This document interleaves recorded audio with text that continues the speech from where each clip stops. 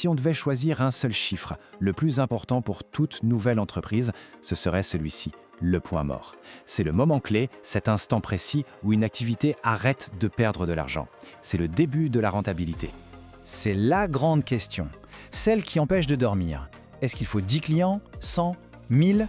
En fait, on peut laisser tomber les suppositions, la réponse elle est purement mathématique et on va voir comment la trouver tout de suite.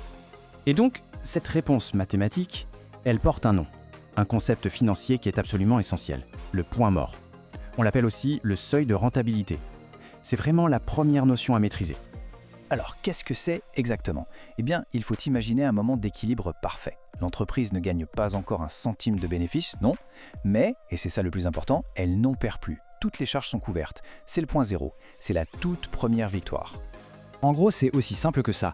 D'un côté de la balance, on met tout ce qui rentre, le chiffre d'affaires, et de l'autre, tout ce qui sort, les charges.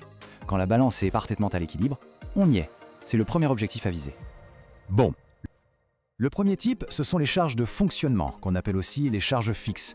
Pensez-y comme le pouls de l'entreprise. Qu'on vende un seul produit ou des milliers, eh bien le loyer du local, les salaires, les abonnements, tout ça, ça tombe tous les mois. C'est la base.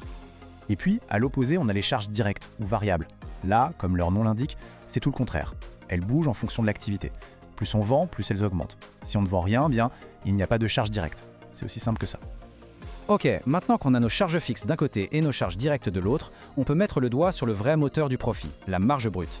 C'est très simple, pour chaque vente, c'est l'argent qu'il reste une fois qu'on a payé les charges directes. C'est cette marge qui va venir petit à petit manger les charges fixes. Et forcément, plus elle est grande, plus on va vite.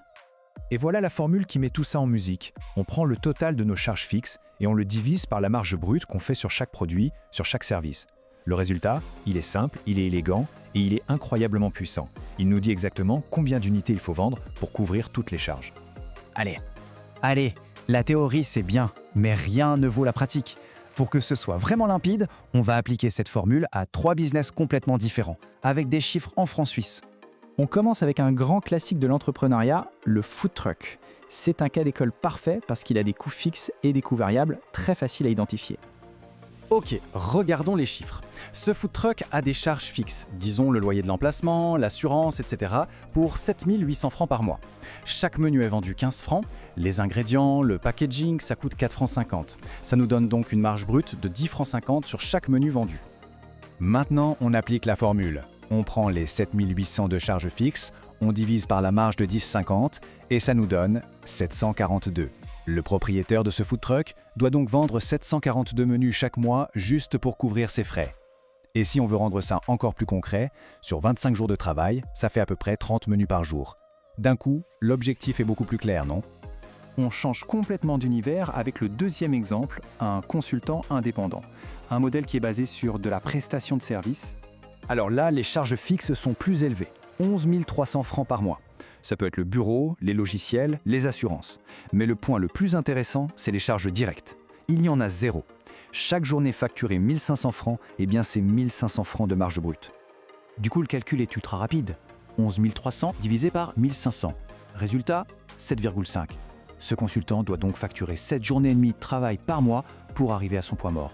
Chaque heure facturée au-delà de ça, c'est du bénéfice pur. Allez, dernier cas pratique. On va prendre l'exemple d'un ou d'une thérapeute.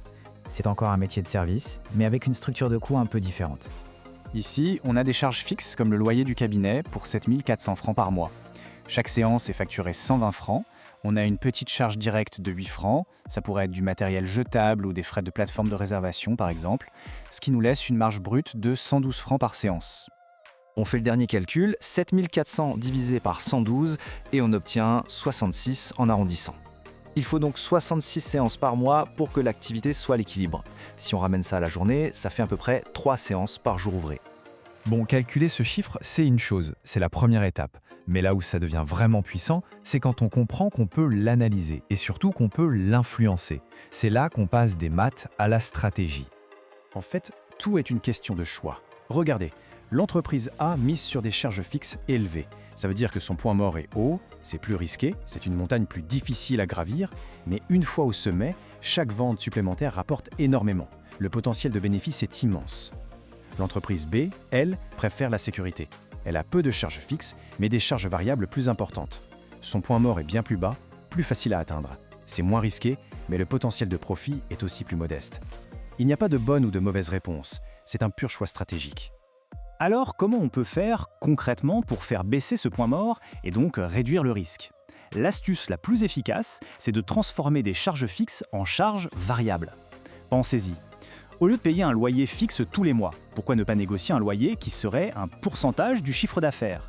Ou bien, au lieu d'un gros salaire fixe pour un commercial, on peut proposer une base plus faible, mais avec des commissions beaucoup plus intéressantes. Chaque fois qu'on fait ça, on abaisse le seuil de rentabilité. Bien, si on devait faire une synthèse de tout ça, qu'est-ce qu'il faudrait vraiment garder en tête? Il y a 3 points essentiels.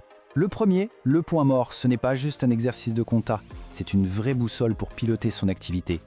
Le deuxième, la répartition des coûts entre fixes et variables, c'est un choix stratégique majeur. Ça définit le profil de risque de l'entreprise.